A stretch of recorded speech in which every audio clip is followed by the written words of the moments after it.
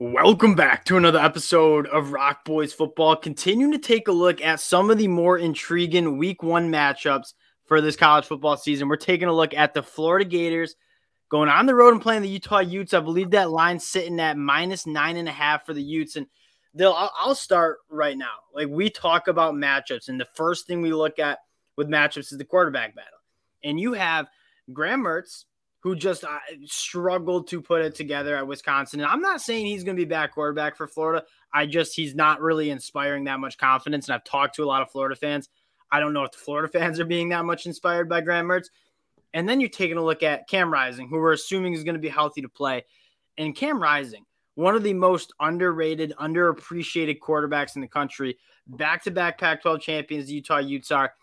That's my early take is I like the Utah Utes in terms of the quarterback play, but we're going to dive into kind of how these teams match up against one another. Now, before we do, again, just want to say shout out to you guys. If you guys do enjoy the content and you enjoy the breakdowns, consider subscribing to the channel. And more importantly, let us know the picks in the comment section. We're trying to hash it out with you guys in the comment section. So appreciate you guys rocking with us.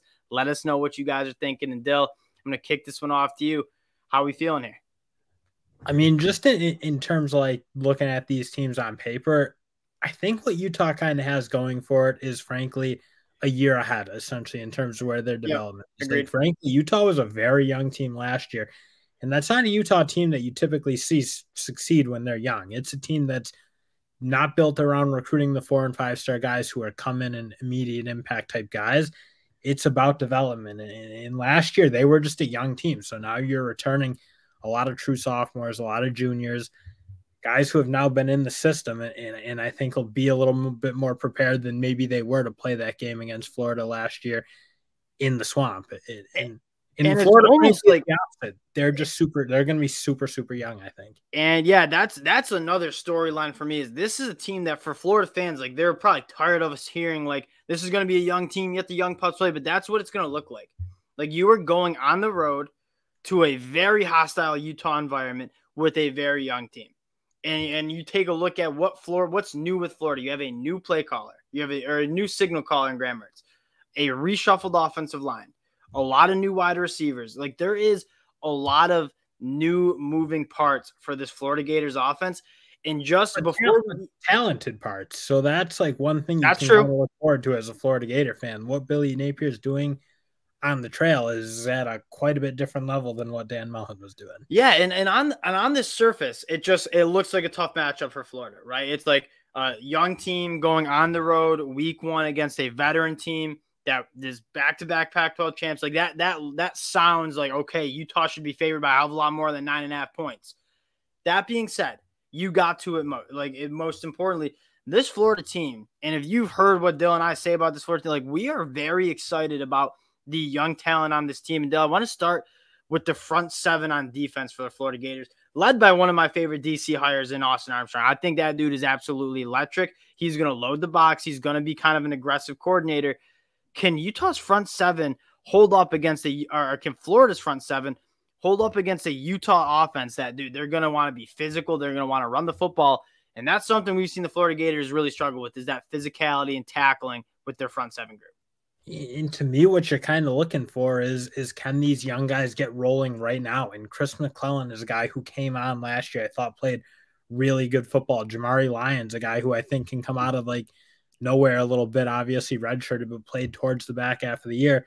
I think he can play really good. And then that's kind of what I'm looking for. The transfers too. Like I from what I've heard, the transfers on the inside of that defensive line have looked really, really good. And that's like the biggest thing Florida struggled with. And I think you saw it really rear its ugly head towards the tail end of that season, is the depth on that defensive line just was not there. And it was Gervin Dexter playing a ton of snaps because they didn't trust anyone else behind him.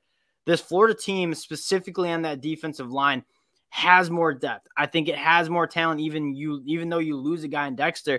It makes me a little bit more optimistic that they're going to be able to hold up against Utah, who is going to try to be physical. And for Florida fans, I think you got to be pumped. Like, you're going to find out real quick what these guys, these young dogs, are kind of made of, because Utah is going to be physical and they're going to try to run the ball down your throat. Yeah, and I also think for Florida, I think the linebacker play was okay. I thought Bernie played actually pretty good football for the most part. But I'm looking for Shamar James to kind of take that and just take over this. My brother is so obsessed with Shamar James. The amount of text messages, so good. He loves him. Now, we've talked a lot of Florida. I can't wait to see Jaquin and Jackson run the football too. He is an absolute dog, and I feel like we're hyping this Florida, and we're excited about this young Florida team. But Utah returns a lot up front. They return a running back who I think is an absolute hammer in Jaquin and Jackson, who might not be a household name right now because he didn't play that much for Utah last year. But if you did see him play towards the tail end of that season, this dude's an absolute hammer. I think he has the goods, and it's going to be a nice test. And quite frankly, if you ask me to pick a side here, I like Utah's ability to maybe run the ball in Florida and get physical. Now, I want to talk about Florida. It's also going to be interesting, though, for this Utah team is can they mix in some big plays? I mean, you add some big-time transfer portal additions at that wide receiver spot that, frankly, when they played Utah, I think they only threw tight ends. I'm not sure I really saw wide receivers catch footballs. But can you one tight end to be specific, Dog Kincaid? That's who they were throwing. Well, that's and then that was the story of the team. But then you add Michael Pittman from Florida State. Can you hit a big play? Because again, you're looking at this Florida secondary, another unit that's going to be really, really young. Yeah, and they can play, we think. But man, if you can make them catch them on a mistake, it's something that Utah frankly didn't do enough last year in terms of beating teams, which is capitalizing on any mistakes in the secondary. They just didn't push the ball, but Cam Rising can do it, I think. I think you added a little bit of firepower in that wideout room.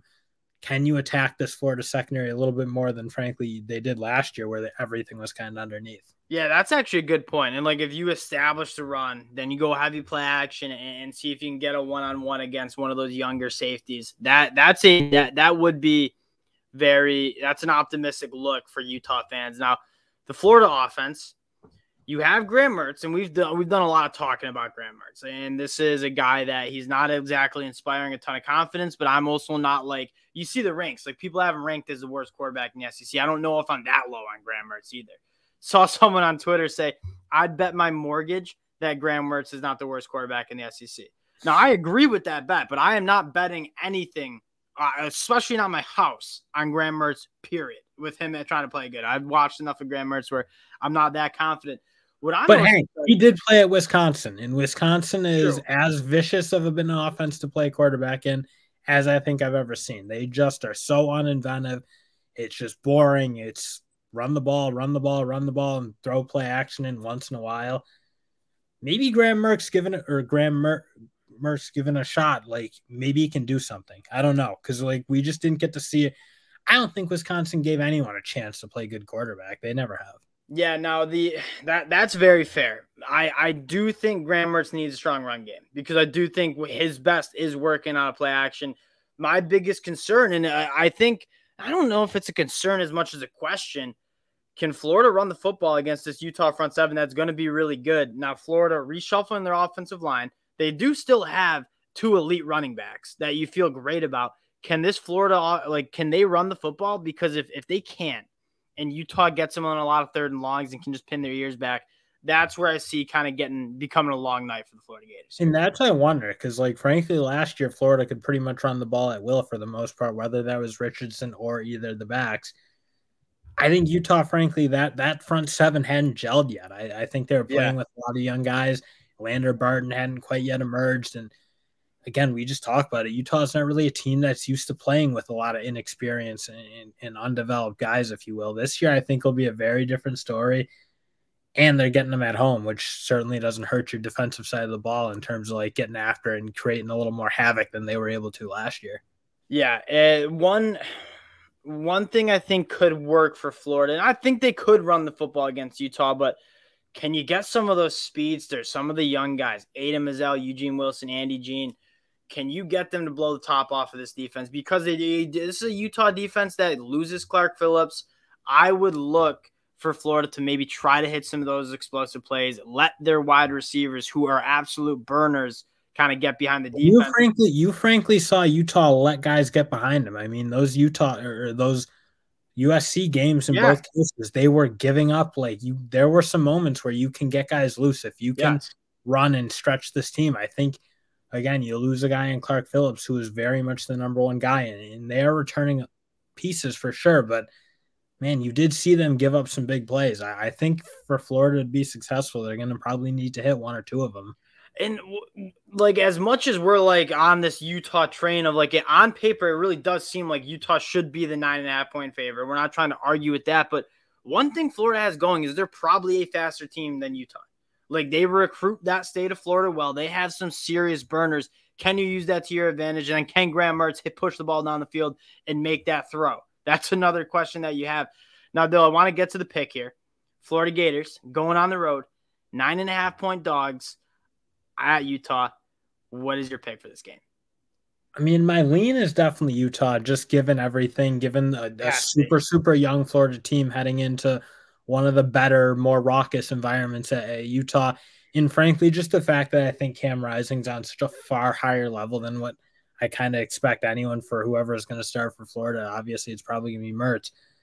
I think that's well, if it's Jack Miller, then give me Utah and I'll take the alt line -21. If it's Jack Miller, I mean, that's where I'm at there. So I'm with you. Like, it's Florida's just a year, like they're a couple of years away from, I think, being like, once these recruits they have in these big classes with a lot of real hyper talent, once they kind of get their teeth into this program, 100% look out. But like right now, I think you were stuck with a Mullen team that lost a lot of guys in the portal, like didn't recruit particularly well when they were.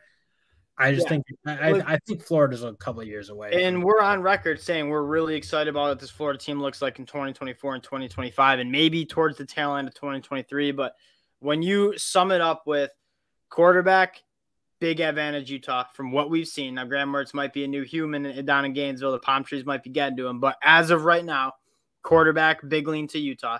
This is a young Florida team going on the road to Utah. You're giving me a single-digit line. You got to give me the Utes here. I think they take care of business. That being said, I will have my notepad out and writing down the young cats for Florida who are balling out, because this is a team that towards the end of the year could look a lot different than week one. I'm excited for this game. It's going to be a blast. Again, appreciate you guys checking the boys out as usual. If you do enjoy the content, subscribe to the channel. We got more game previews coming. More importantly, and if Florida fans, tell us why we're wrong. Tell us why we should be taking the Gators on the road here. Appreciate you guys rocking with the boys, and we'll talk to y'all later.